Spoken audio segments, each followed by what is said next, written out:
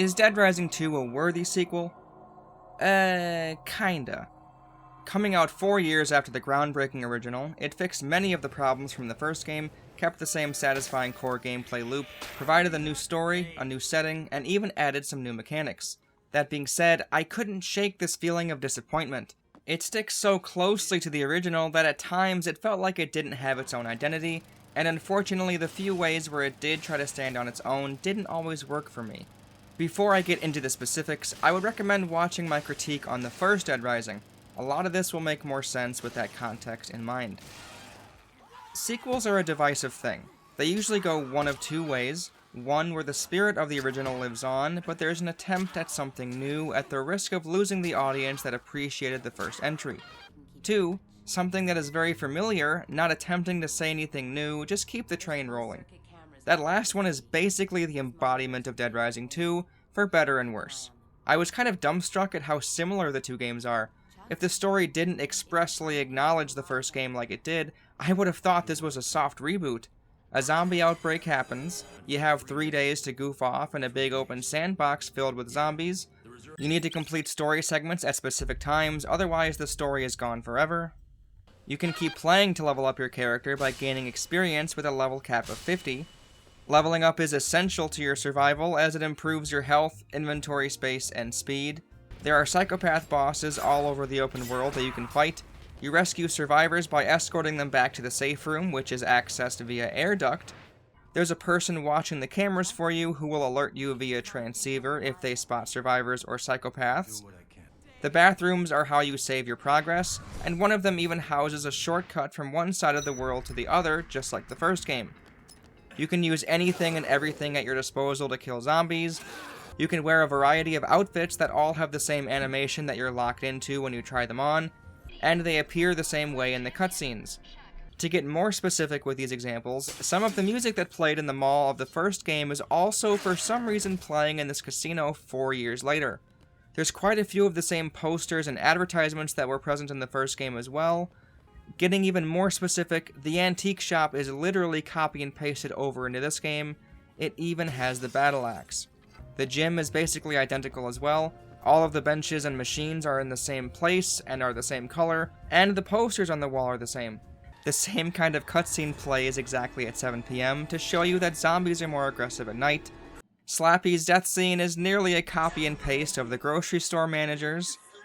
And one of the survivors won't go with you unless you offer them food, which happened to the T in the first game.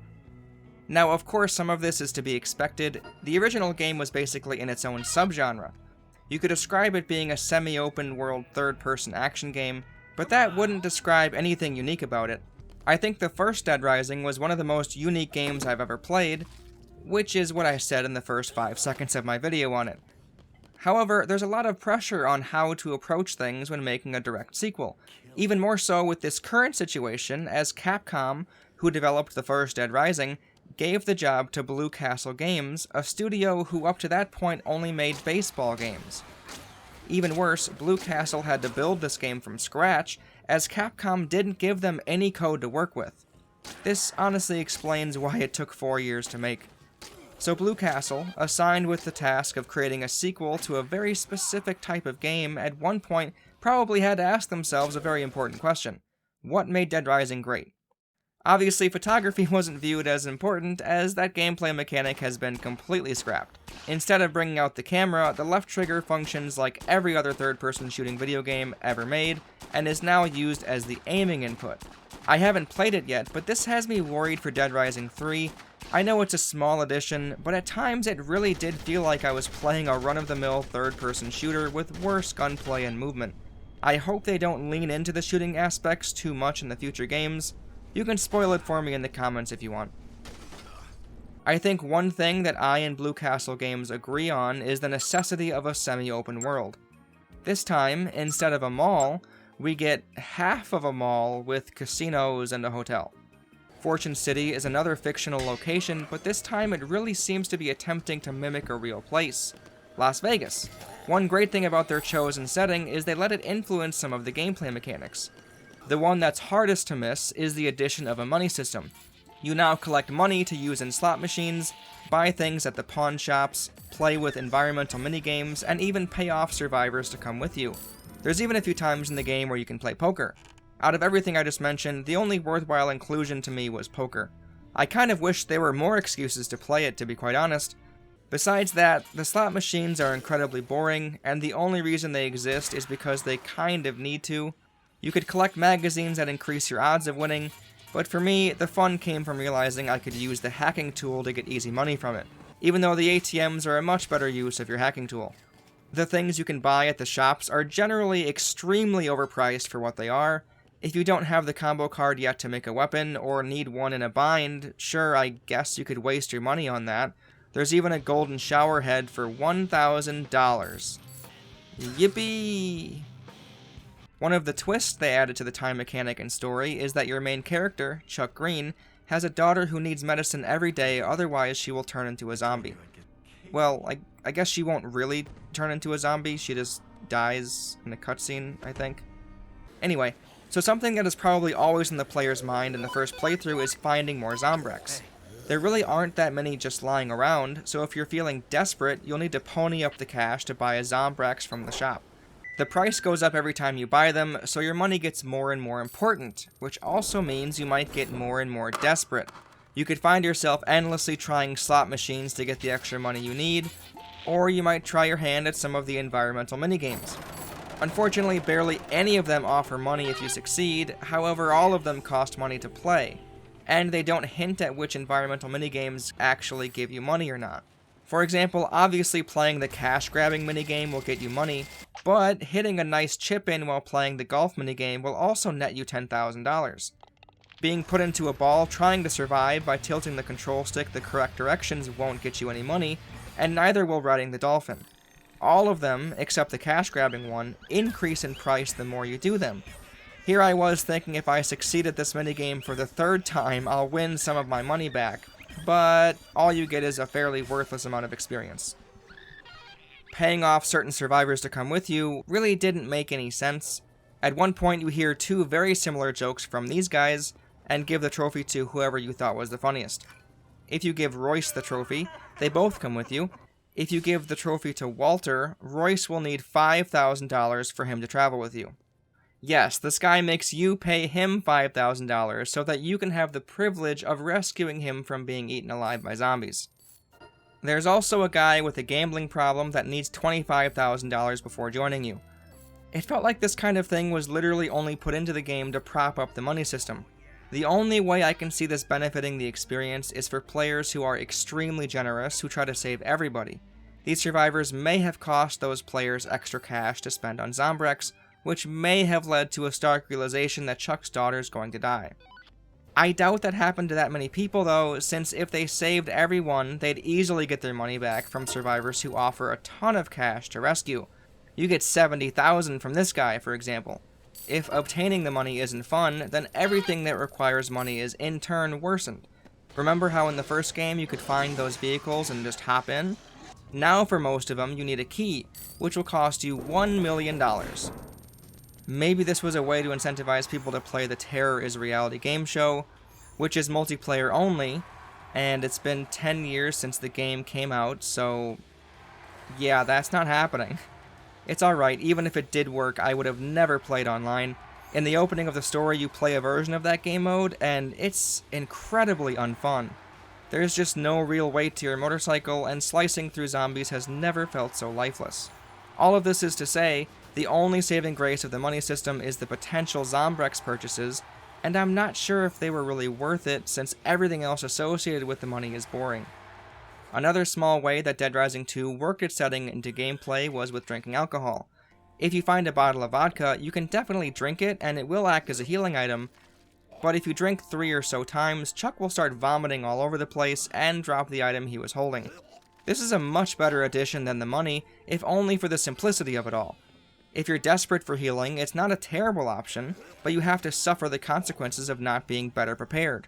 My second attempt at the Slappy fight is a good example of this. I came into it with a beer hat for healing since I wasn't aware of the vomiting mechanic yet. It was all going so well until I had that third drink. In terms of the overall map layout, I don't think it's as good as the mall was in the first game. Maybe it's because I played that one more, but I was generally always able to find my way around without opening the map. Fortune City, since it's a bright casino strip, has a lot of similar looking buildings that are bright and flashy looking. The Royal Flush Plaza is one you'll need to spend the most time with when returning to the safe room with survivors, but even after 25 hours with the game, I still find myself opening the map to figure out where to go. Maybe if the main outdoor area had a more distinct layout, it would be better. Ooh, maybe not. It gets even worse when you're inside. Rows and rows of slot machines that you can't even jump on or over. Yeah, this is another thing that annoyed me quite a bit. I went on about vertical exploration in the first video, and with good reason. Being able to jump and climb nearly everything in Reach made traversal and secret hunting more fun. Not being able to jump over the slot machines feels like a step backwards. There's even a spot in one of the casinos where it's practically begging to be jumped on, but instead Chuck is incapable of climbing it. It was pretty disappointing. I mean, just look at this. Why can't he climb over the slot machine? Or this tiny barrier? I just don't get it. Thankfully, there are a few secrets that require climbing. You can jump from light fixture to light fixture to find a stash of money, a broadsword, gun, and Zombrex. You can also jump up to the catwalks above the card tables and find some hidden goodies. There's another secret Zombrex backstage in the Slot Ranch Casino, requiring some platforming to grab it. These are all great, but I still can't get over this. Neither can Chuck, I guess. I've already mentioned it, but quite a lot of the posters and other store details seem to have been reused. It's been 4 years in-game, so I just don't think they'd be advertising the same CDs anymore. Maybe no one else cares, but that's one of the more immersive qualities of the first game. Seeing the same antique shop while hearing the same music playing in the background. I don't know, maybe it sparks some nostalgia kick with some players, but not with me. The new songs they've added are actually really nice though. There's one in particular that got stuck in my head just as much as any in the first game.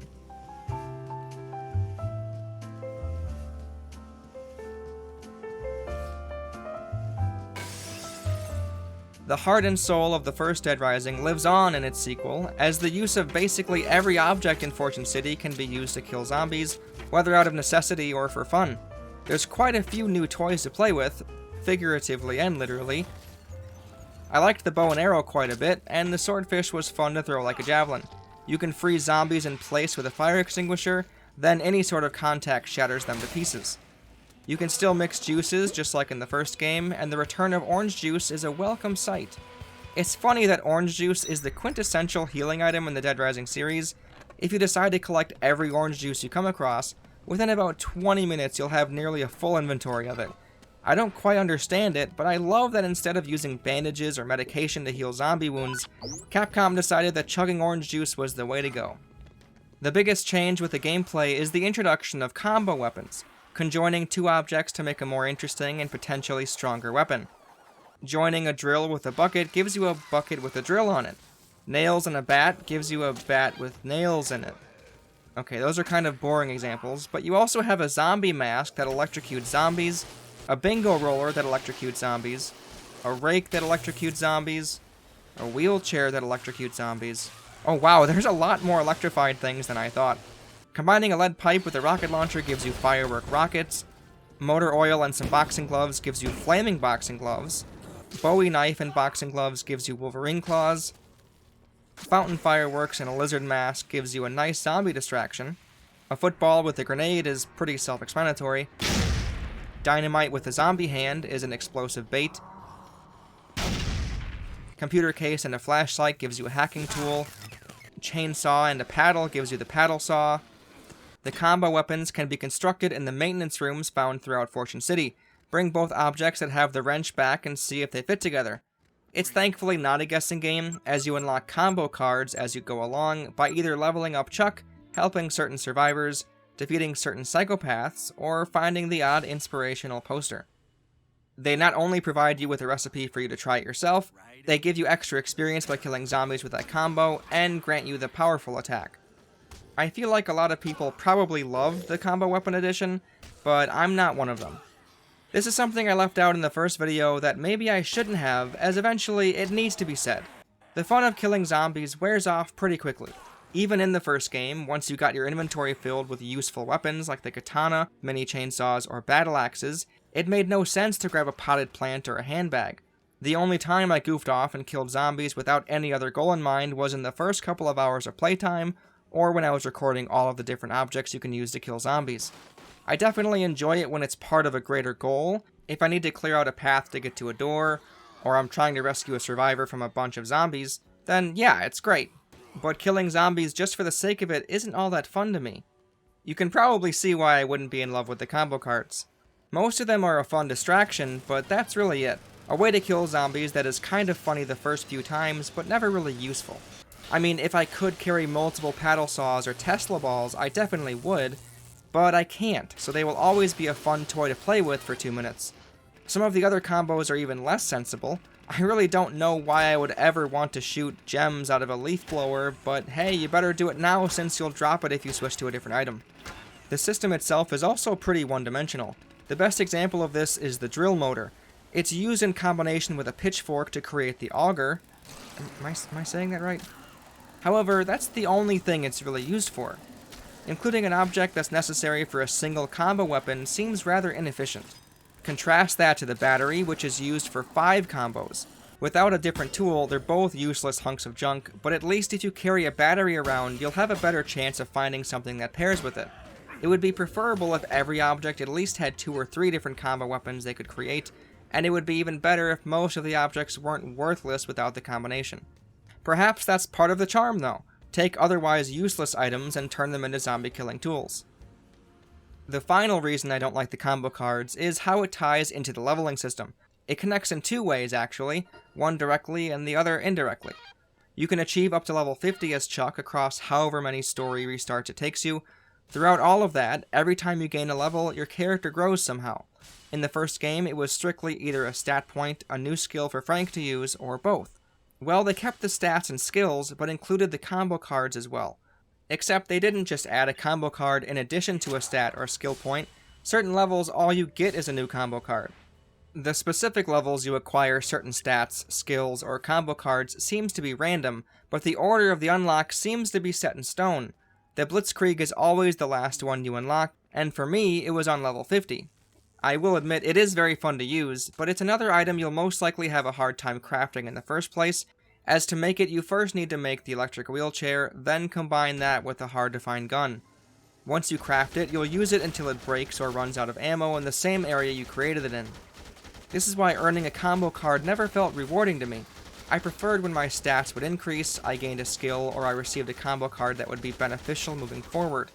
As an example, the Defiler is a pretty boring weapon all things considered, but it's powerful and you can carry multiple at a time, which means it's pretty good for boss fights. The paddle saw is great, but because you drop it anytime you get hit or scroll through your inventory, you are basically forced to either carry it everywhere or use it right after you make it.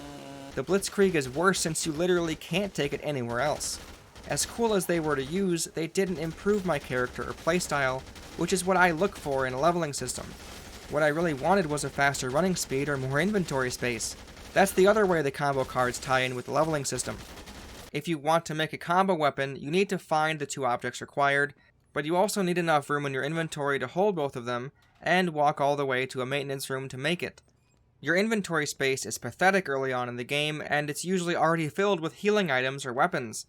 Grabbing objects with a wrench on them in the hopes of finding the other piece of the combo card puzzle never felt good. You were essentially sacrificing at least 1 inventory slot in the hopes that you'd find a Bowie knife or a computer or whatever.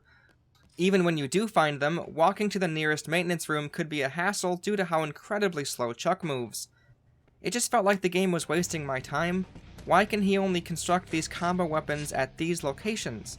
It certainly can't be for the tools he uses at the workbench, as in every cutscene, Chuck grabs out duct tape to get the job done, even when it's for a bat with nails in it.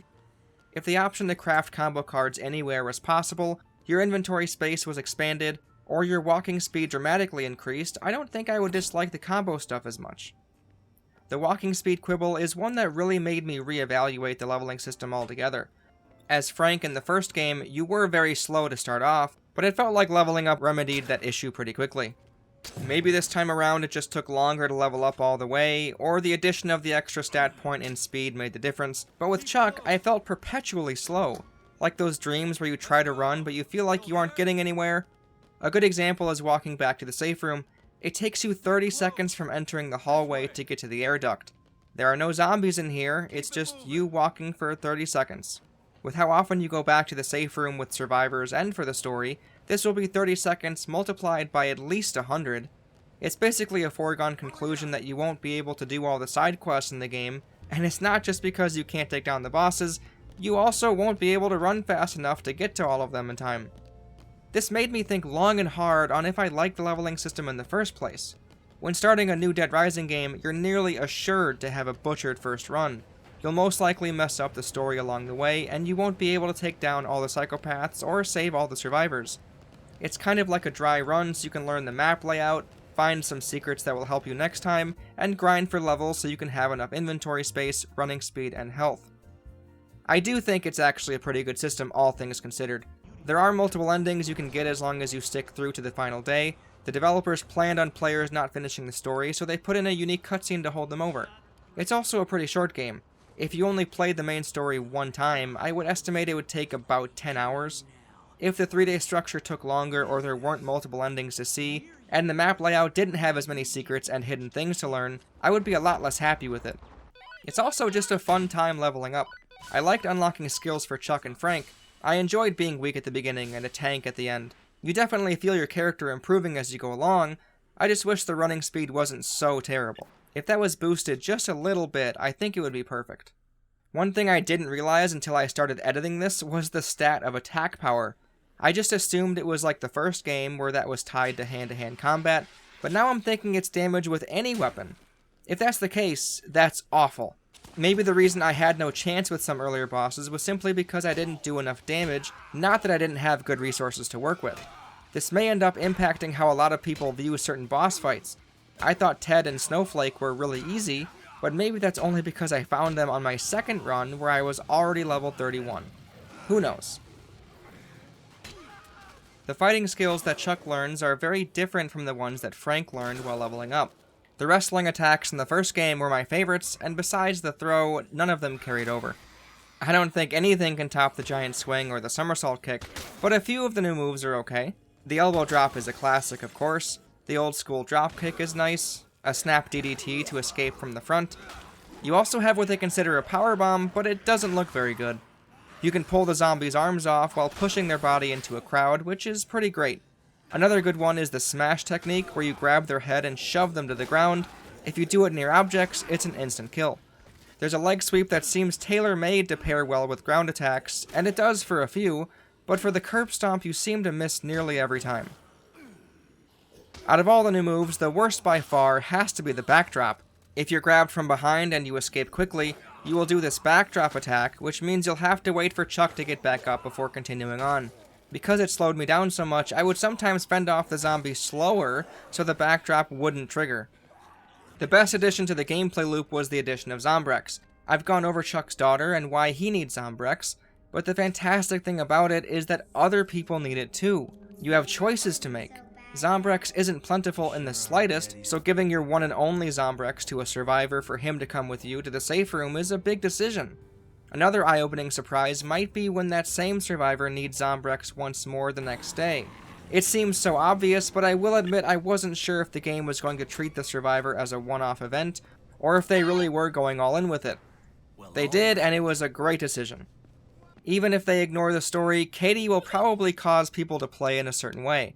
Going back to the cash-grabbing minigame, on my first playthrough I played this 8 times in a row so I could get the 25,000 I needed to so she wouldn't die. This was the only way I knew getting money was assured, and of course I wasn't going to look anything up just yet.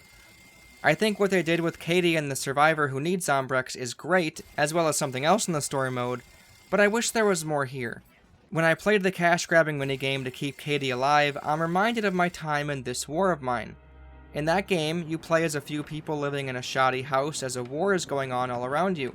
You have to manage hunger, temperature, sickness, boredom, and psychological stress. At night, you can choose to go out in search of food or other materials. Some places are abandoned, while some places have looters just like you.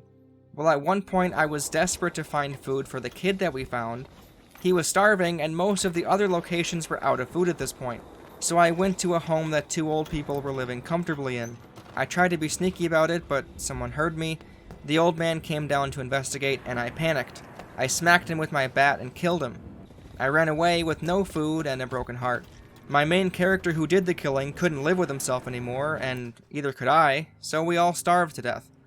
I have never gone back to play that game again since it had a monumental emotional impact on me. I love it for that. That decision still plays back in my mind from time to time, and I played it 4 years ago. I think something very similar could have taken place in Dead Rising 2. The situation is nearly identical. Of course, this game is much more goofy and over the top, but I still think it could have worked. Imagine you find someone who has Zombrex, but they won't come back to the safe room. They're keeping the drug in case they get bitten. They're very paranoid, but also mean you no harm. I could easily imagine a scenario where someone needs Zombrex for Katie, but can't locate any, and can't afford any. They would now have another choice to make. Let your daughter die, or kill this man. I want to make it clear that I'm not disparaging Dead Rising 2 for not having something like that, as of course I'm comparing it to a game that came out 4 years later. It just would have been a nice inclusion. Another nice inclusion would have been to randomize the layouts of the Zombrex. After knowing where a few of them are stashed in the mall, I will literally never have that tension again of trying to find some. Maybe have a dozen or so places they could be and randomize them every new story reset. I understand that learning the map is a big part of Dead Rising, but that could still happen with preset randomized locations. Making it a bit less predictable would have gone a long way on repeat playthroughs. Since I discussed the survivors at length in the first video, I won't give it a dedicated talking point. It's essentially more of the same, but improved on nearly every front, which I'll get to in a second. One thing that really irked me, however, is they didn't fix being able to call out for survivors. Pressing the Y button when Chuck is alone has him yelling if anyone's out there. It's really just for show though, as it never helps you locate anybody. I wouldn't have brought this up, since I didn't bring it up in the last Dead Rising video, and Luigi's Mansion has something similar as well, but in Dead Rising 2, there were times when calling out was the most sensible option. You can sometimes hear people call for help without seeing them. After the chef boss, there's a guy who screams out for help in this area. Anybody here?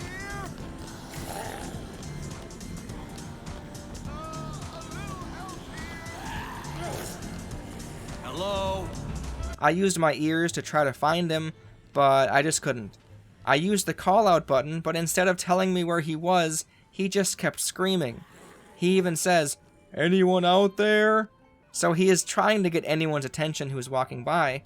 After about 5 minutes of wandering around, I looked it up. He's on the roof of this building. So he saw me, heard me yell for him, but just kept screaming instead of telling me where he was.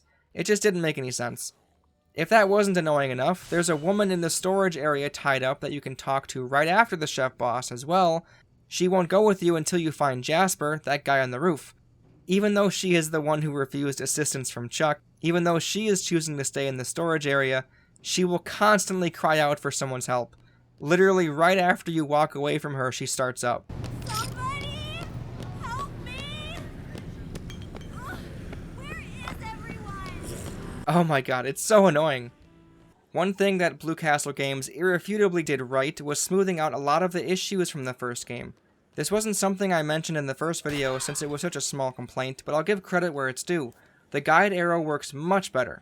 If you followed it without question in the first game, you might run into walls and you'd never know if you were supposed to go upstairs. Now it always points you in the right direction, even angling upwards for you when you need to use the stairs.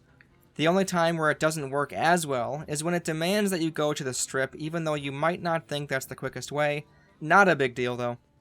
Secondly, the survivors' AI has improved dramatically.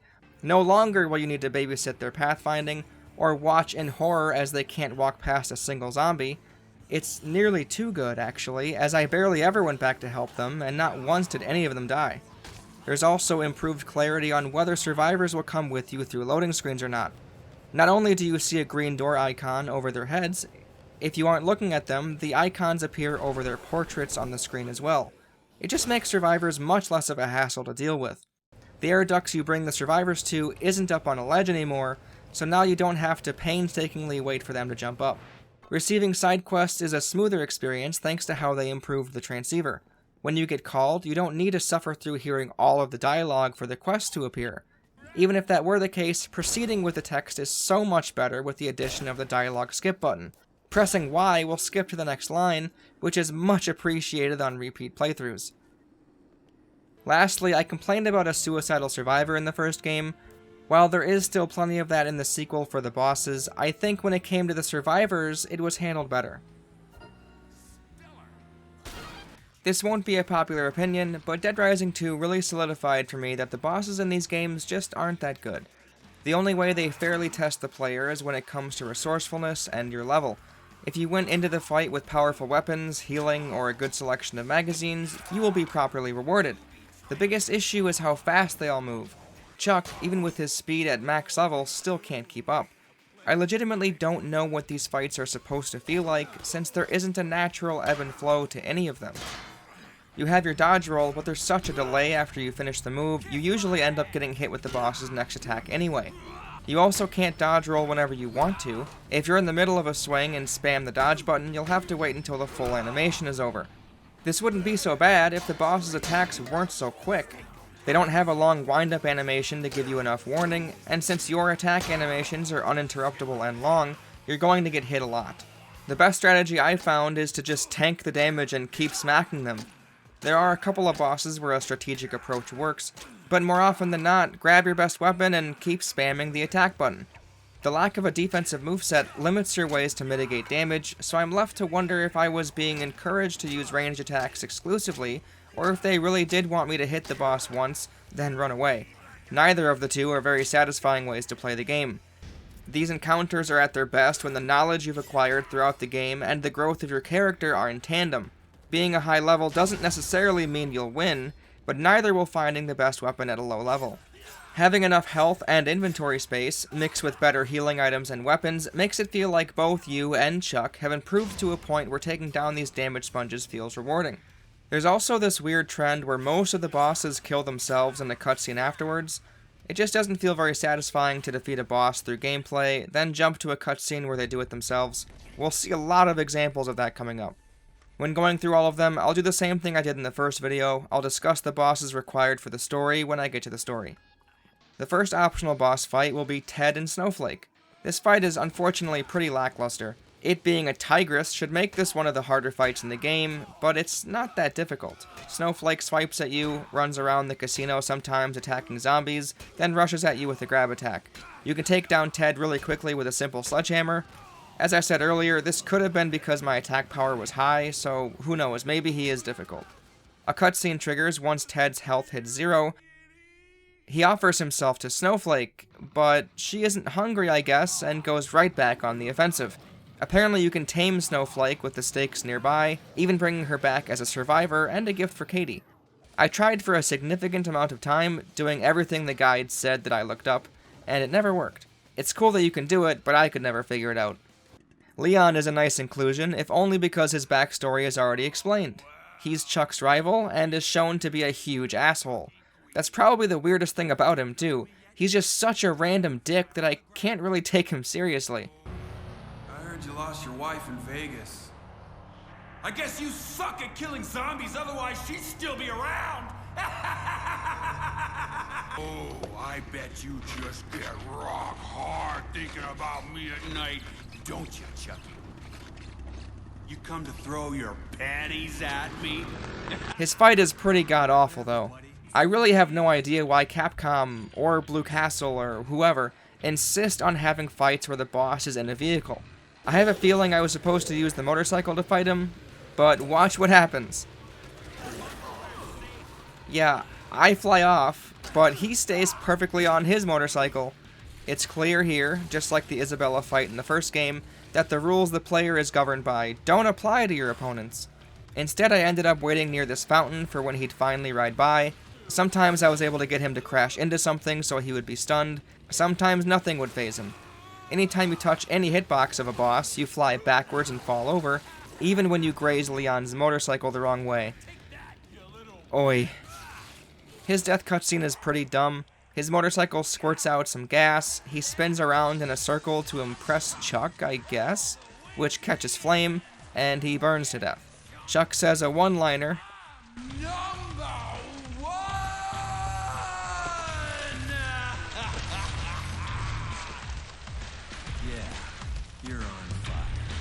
Ugh, again, I'm sure plenty of people enjoy these cheesy lines, but they're not for me. There's a deranged Cure supporter in a bathroom who has a woman tied up, and is presumably going to turn her into a zombie. He was inspired by Chuck's supposed release of the zombies in Fortune City, but I really don't understand his motives. If he believes Chuck released all of the zombies for the good of the cause, what would turning one more person do? He seems to think it's as impactful, if not more, than what Chuck supposedly did, which doesn't make any sense. This guy really annoys me for a different reason too. I'll mention this later as well, but one of the most interesting things the story brought up was the idea that zombies are people too. I'm obviously not saying they can live in harmony with humans, or that zombies should get equal rights or some shit, but it did raise the ethical red flag of killing what are basically diseased humans. I think that's an interesting approach, but the game doesn't do anything with it. This boss fight is basically as far as it takes that idea, and it's just to show how someone is crazy. Feels like a waste to me.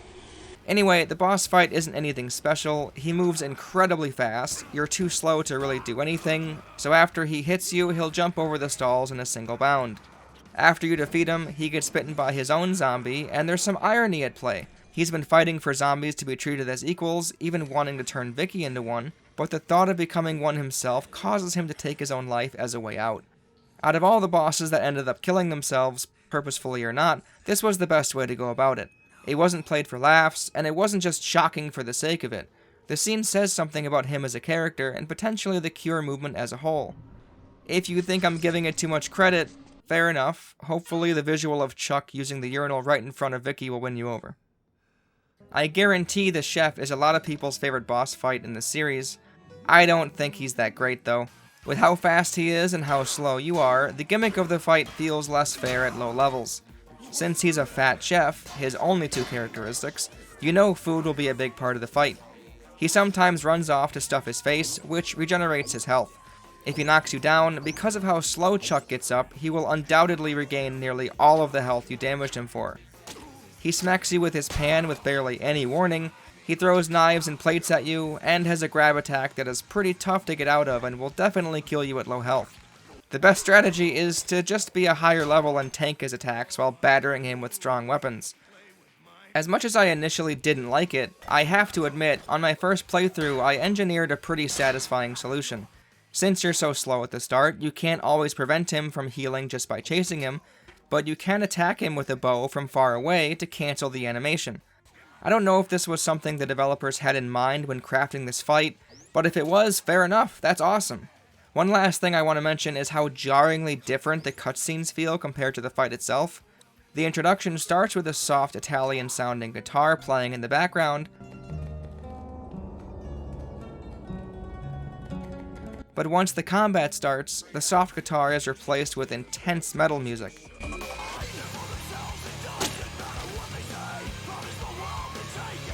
It doesn't feel connected to the cutscene that preceded it, and it doesn't fit this encounter in general. It would have been more interesting to keep that soft guitar and Italian theme in the boss fight. After you take him down, his cutscene has no words, he just slides his arm into frying oil for some reason. At least the soft guitar is back. Slappy the mascot is deranged in a way you'd expect from Dead Rising. He reminds me of Adam the Clown from the first game. I can't tell if he seriously thinks he is Slappy when he says that he was going to go on a date with the other mascot. I don't like this fight at all. Slappy is on roller skates, which at least provides a reason for him being fast, but it's still too much. Low levels are a nightmare, as not only are you way too slow to catch him, you won't survive many attacks from his fireball attack either. You can use the water gun nearby to stun him, but even if everything goes right, you can only get 2 or 3 hits in before he attacks you. Coming back after gaining 20 levels, it still came down to me rushing him and withstanding his attacks. The water gun was useful when it was paired with a faster speed and Wolverine claws. I just think it should have stunned him longer, or his next attack had a more exaggerated startup. What's crazier to me is that if you came prepared with a two-handed weapon, when he runs into you, it's gone forever. I was trying to be resourceful the second time, so I went in with a firework launcher. You get a few hits in, he runs into you, it's gone. It disappears. The same thing happens if you buy a spear launcher from the shop next door. You can shoot him a few times, but if he hits you with his attack too often, it's gone. It's bad enough that you dropped the weapon in the first place and might have to take the time to start it back up again.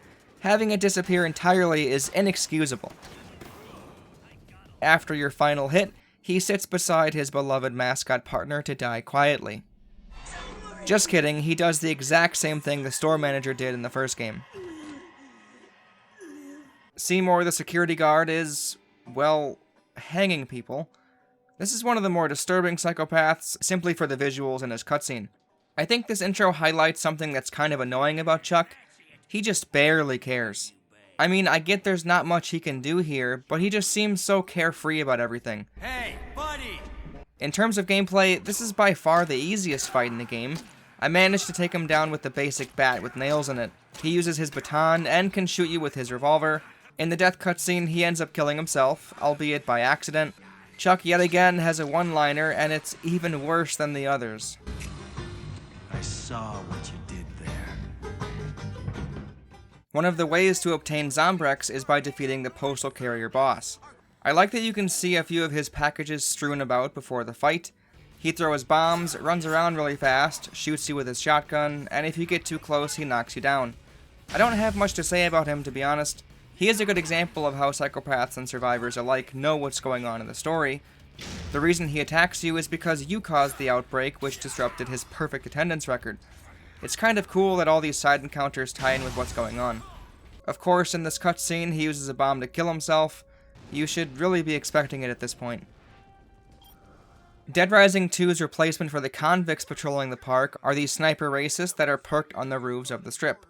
Roofs? They're really annoying and not very interesting. They take pot shots at you when you cross through.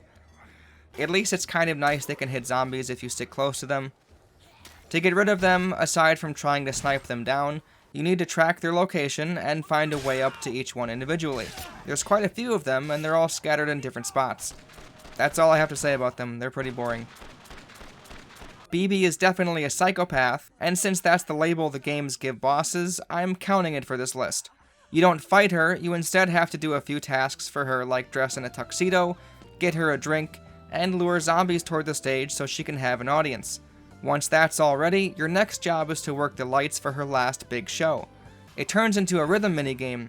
Once you succeed, BB falls into the crowd and then realizes she was deluded all along. There is in fact a zombie outbreak happening. If you fend off the zombies, you can even bring her back as a survivor.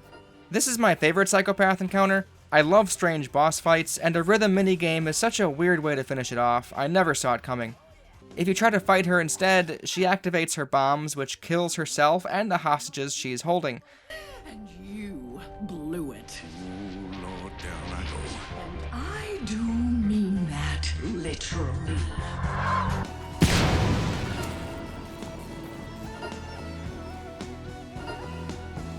So yeah, don't do that. Another boss fight that really fits the Vegas feel are these pair of magicians. I get that they're psychopaths, but I just don't understand what they were trying to do with this saw or who they're practicing for. I will give the scene credit though. When the magician whips his head over to stare at Chuck, there's this nice sound effect that accompanies it. That's not magic. She's dead. It made the scene feel really creepy. The whole cutscene has great sound work, actually. Just like the chef's intro, it really fits the mood well. I suppose you know how to saw a woman in half, right, big shot? We're professionals, okay? Who asked you to come in here while we were practicing? You just want to tear us down, like the others, don't you? However, just like the chef fight, once the cutscene is over, we get a terrible fitting song once again. I really don't understand why the developers are so hellbent on ramming a metal track in every boss fight. This introductory cutscene had dramatic drums accenting the mood. You're in a casino. You're shown two performing magicians. None of that makes me think of hardcore metal. The fight itself is average. The assistant runs around with swords, and the leader uses his firework rocket launcher. The ending cutscene is unfortunately not very good either. Remember in the first Dead Rising how you could save Paul Carson? If this assistant wanted to kill the magician so badly, why on earth does he keep attacking you if you kill the magician first? It's like Blue Castle really wanted to keep this cutscene in, even if it didn't make any sense. The last boss on this list is Randall the Groom. He's basically a horny neckbeard. He tied up his priest father to force a marriage between him and some lady so he can have sex before he dies. Yeah, this whole thing bothers me, but not in the ways you might expect. Where in the fuck did he get that gigantic chainsaw? It defies all logic. Secondly, this fight is a terrific way to end this list, as it perfectly shows how pointlessly fast the bosses move. Watch how on my level 50 save file, with the quick step effect on, he's still basically just as fast. Why are the fattest bosses, him and the chef, this quick on their feet? It just doesn't make any sense. Yeah, he does get winded if he chases too long, but still, yeah, right. This is one of the fights I flat out don't think is possible at lower levels. His run and slash attack takes off 3 squares of health, and you never have room to run away to heal. This was one of the times I did end up crafting a weapon I couldn't put down so I could have a chance. I think it's only fair that if he had a chainsaw, I had one too. Finally, the ending cutscene is him being eaten alive by the previous bride he attempted this with. Out of all the times where a female zombie eats a male survivor, this was the only time where it would have made perfect sense to have her eat his dick. That would have been the perfect bit of irony to kill him off with. What a waste. They probably just really wanted to include this one-liner. You may now kiss the bride.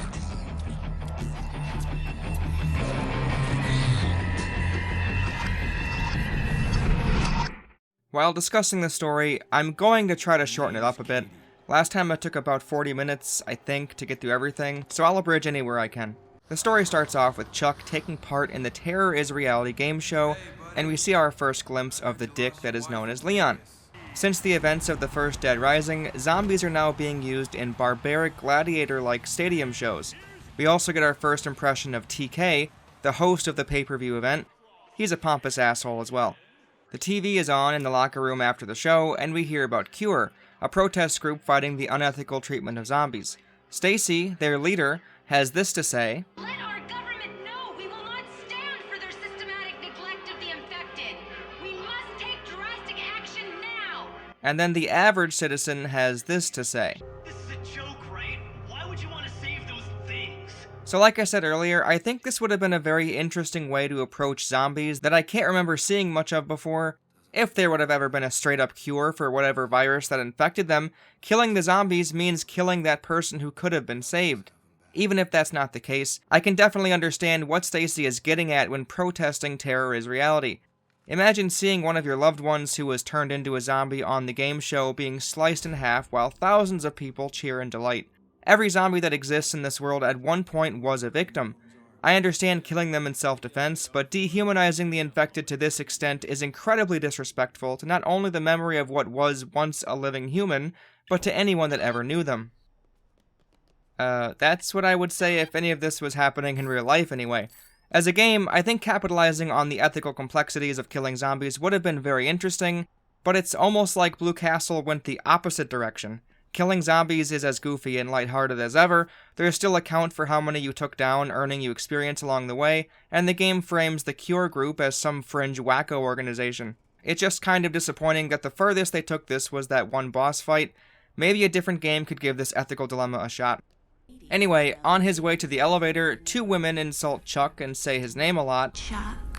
A zombie outbreak happens, Chuck finds his daughter. They escape to a shelter in Fortune City.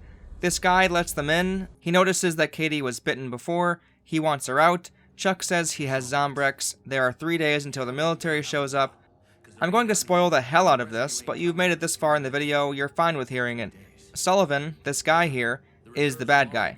He works for a corporation that wanted more zombies so they could extract the queens inside them to make more Zombrex. He had a hand in causing this entire outbreak. It's important to know this now so I can talk about how bizarre his motivations are. The worst of it all is actually right here. It really doesn't make any sense to even let these survivors in the safe room in the first place. Literally no reason to do this. Everyone is supposed to be turned to zombies or die, so why does he risk people getting so close and potentially figuring things out? Moving on for now, Chuck doesn't actually have Zombrex, so he needs to get some soon. Stacy, the leader of the Cure protest group, overhears, but she said she will help out, and yada yada, she's the new Jessie. Chuck goes to the pharmacy to find Zombrex for Katie and finds some looters threatening a scared pharmacist. The looters are kind of a boss, but not really. They run after you, they whiff most of their attacks. There are crowbars and other weapons in the room you can use. Not much to say, to be honest. By far the strangest thing about them is their insistent use of the word grandpa. They say it with so much emphasis, too. Some money, Grandpa. We'll help you out. How about it, Grandpa? You got any money? Yeah, right, guys. Can a grandpa do this? Anyway, after you come back with Zombrex for Katie, something kind of odd happens if you have the pharmacist with you. Sullivan asks where you found them, then says he doesn't want to know? He says they can't afford to have any infected here. If he didn't want people in the freaking safe house, why did he open the doors in the first place? This could have all blown over so easily for him. After giving the Zombrex dosage to Katie, Stacy and Chuck watch the news and see Rebecca Chang reporting that Chuck was caught on camera letting the zombies loose. Chuck tells Stacy it wasn't him, that he's being framed. Stacy says, You sure don't seem like a terrorist. What does a terrorist seem like, Stacy? So that's the basic plot point of the story. Clear Chuck's name, find out who is behind all of this. We go to the hotel, meet Rebecca Chang in person. She has this fascination with Chuck's name and says it just as strangely as the sisters did earlier, except she says it the entire game. Sources, Chuck. Not without me, Chuck. Special case, Chuck. Everybody has a first time, Chuck. No one ever got an award playing by the rules, Chuck. I don't know if this was an odd directorial decision or the voice actors did this without realizing it, but this sort of random emphasizing of words happens throughout the entire game. Maybe it was to make the story sound cheesier than it already was. They go to the security room and find that every bit of evidence that could have cleared Chuck's name was destroyed, with the guards all dead as well. Rebecca now sees that Chuck may be onto something, and even if not, there's a bigger story here, so she agrees to kind of work with Chuck. When you get back to the bunker, Sullivan says he wants to kick Chuck out because he saw the news report. Rebecca walks in, he recognizes her, and changes his tune immediately. He says as long as Chuck keeps bringing back survivors, he's welcome to stay, but if he pulls anything fishy, Sullivan will do what he has to do. My guess here is once he saw that Chuck roped in a high-profile news reporter, he had to save face. It's just so odd that before he didn't want survivors, and now the fact that Chuck is rescuing people is suddenly all he cares about. His initial outburst about Chuck being the terrorist is also strange. He must have known they were going to pin the outbreak on somebody, so when he saw the news, what was he thinking? If anything, he should have avoided watching the news in case something like this happened where if he didn't react appropriately, it would raise suspicion.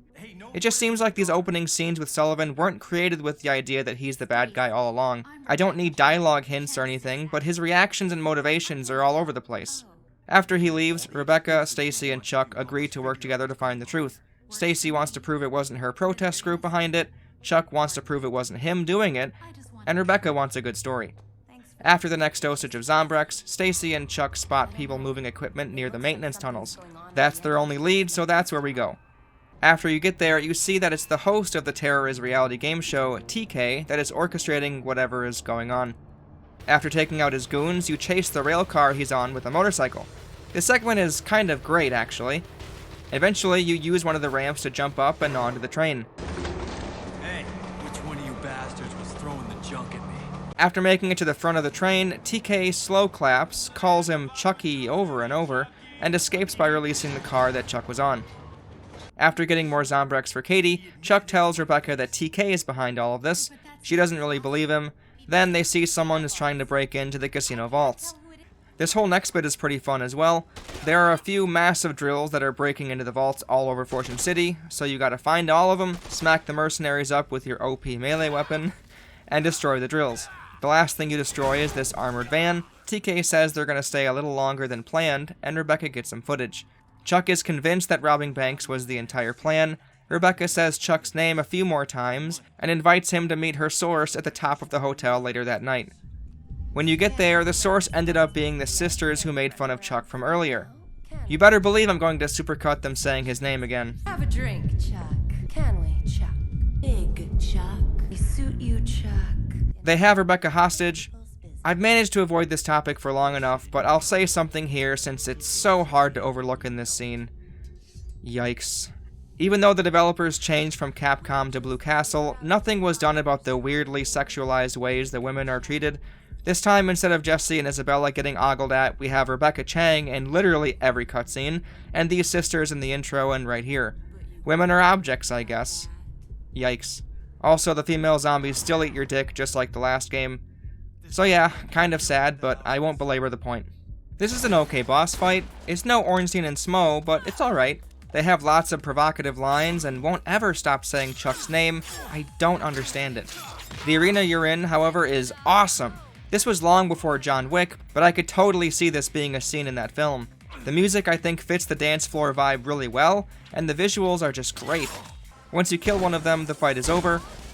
Now, we've come a long way and covered a lot of bosses already, so I want you all to guess what will happen next. Will it be A, an up-close shot of ass and tits, B, the boss kills himself, or C, a toothbrush?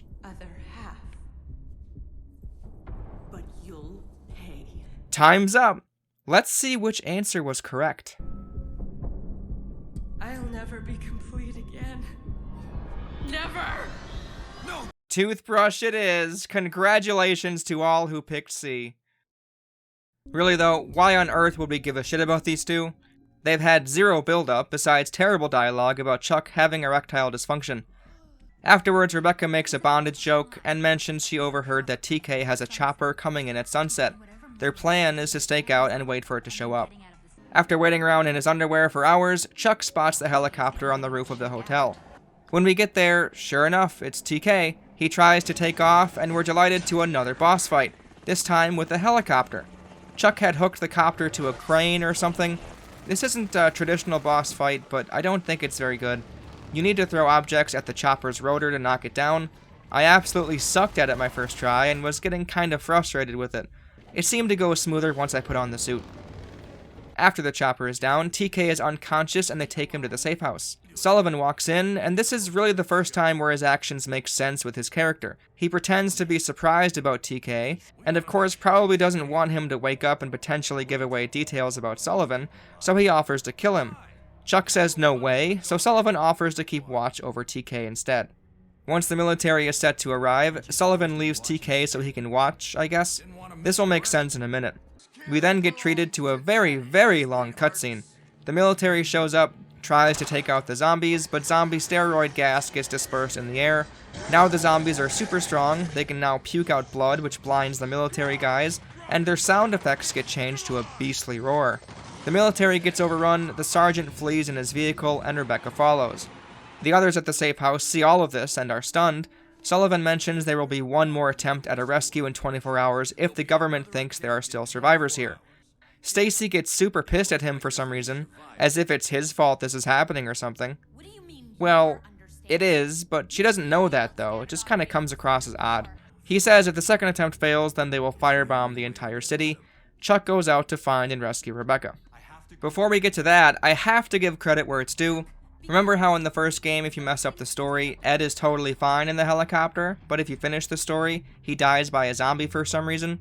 Well, it seems they went about it the right way this time. If you got captured by the military without clearing your name, their vehicle gets stopped, the doors open, and right before you fade to black, you see a lot of green fog. The rescue was deemed a failure, and no one ended up surviving, either from the zombies or the firebombing. This makes sense. If you stay in the shelter when the military arrives, you'll get shot by someone off-screen. I'm assuming Sullivan, which would also make sense. Kinda. Either way, much better than the random zombie biting Ed in the first game.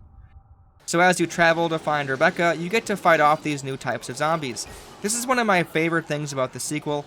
You get to enjoy the regular dumb zombies for most of the game, but near the end, when the stakes get raised, you get much more difficult variations. The transformed zombies are much faster, much stronger, and when you get grabbed, you need to do 2 different QuickTime events to escape. It made getting around a challenge. Once we're in the right spot of the tunnels, a cutscene triggers. We see the sergeant has basically lost his mind, fighting a war against zombies with his already dead comrades.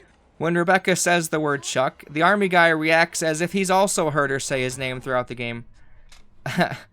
Seriously though, he just smacks her in the head with his gun. What the fuck? I was kind of hoping we could work together against the zombies.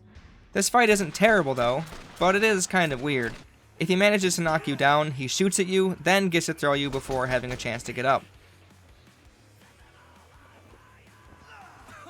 I resorted to playing third-person shooter yet again from far away. Afterwards, he thinks you're a zombie, so you rescue Rebecca, and then he kills himself with a grenade. Whoa! What a surprise! You then need to carry Rebecca back to the safe room.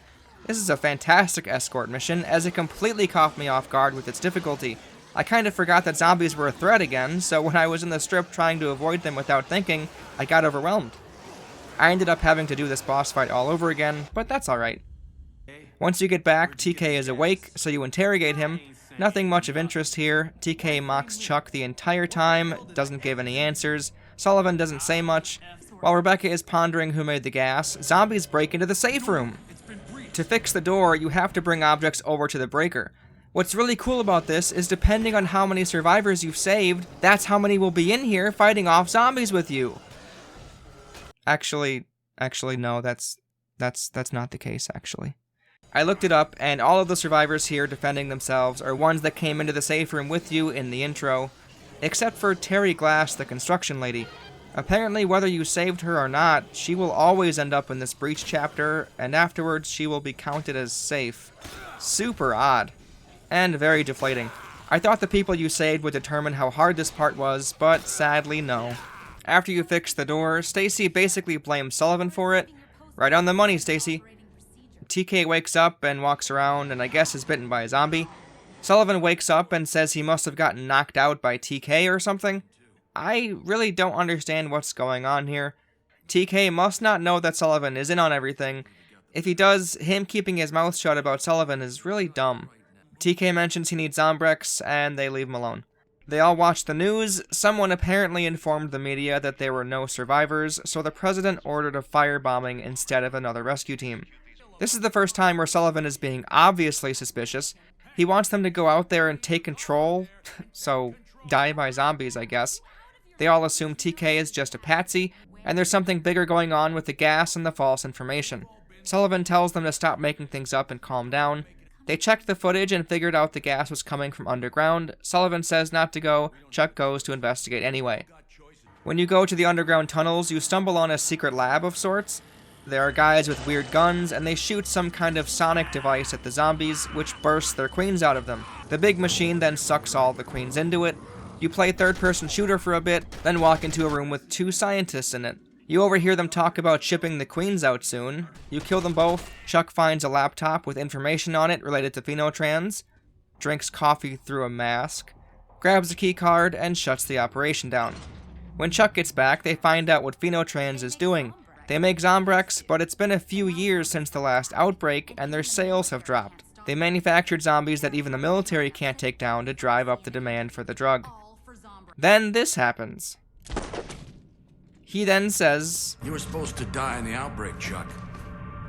All of you were supposed to die." Chuck and friends were supposed to die? Why did he let them into the safe room?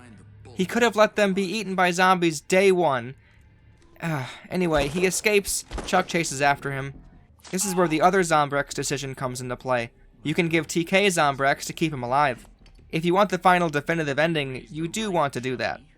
Even as you're saving his life, TK is an asshole the whole way through. The last case of the game, but not really, is called The Facts yet again. You find Sullivan on the roof waiting to get rescued. They exchange some words. There's a lot to unpack here.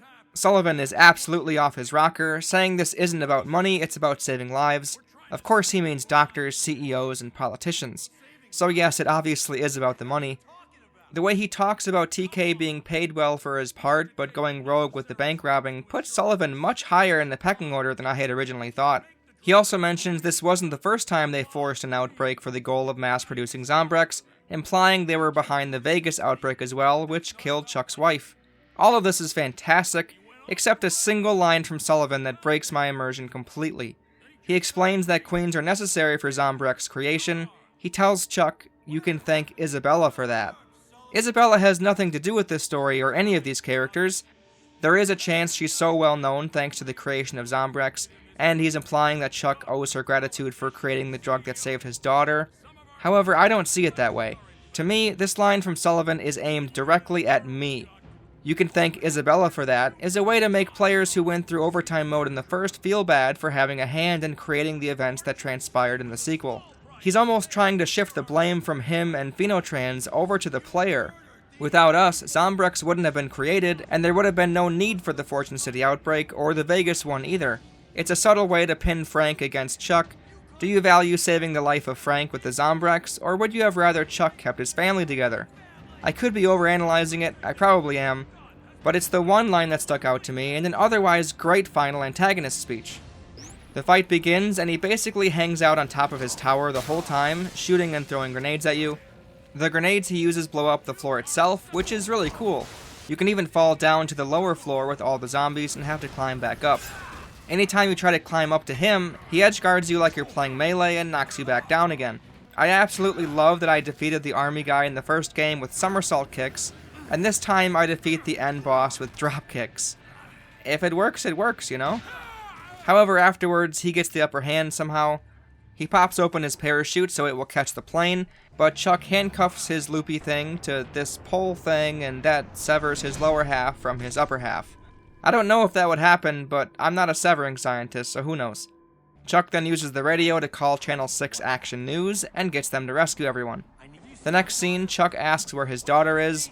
No one knows. You rush to find Katie and Stacy, but you only find the backpack. The end. Nope, not really. Overtime mode rears its ugly head once again. While Chuck looks for Stacy and Katie on the monitors, he gets a call from TK. You ready for overtime, Chucky? He captured them, and is now making Chuck go on a scavenger hunt around Fortune City. Very reminiscent of what happened in overtime mode in the first game, you hunt down random objects all over the open world.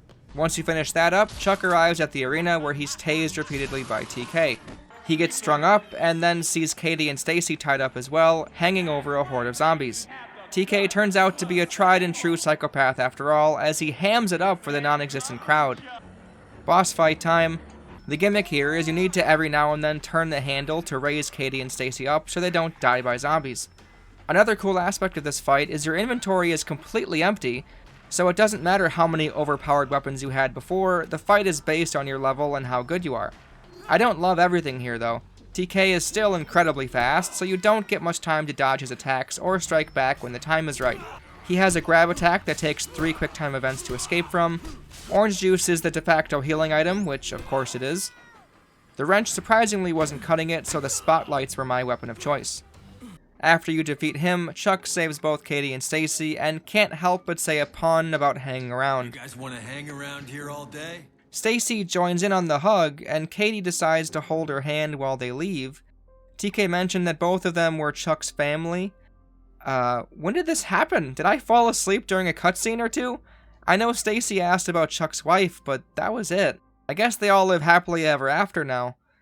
Zombie jump scare, and credits. Surprisingly, that's it. There's no text blurb to tie any loose ends, the story is over. Even though it was shorter and I abridged a lot of it, that still took a long time. I hope it was entertaining for most of you.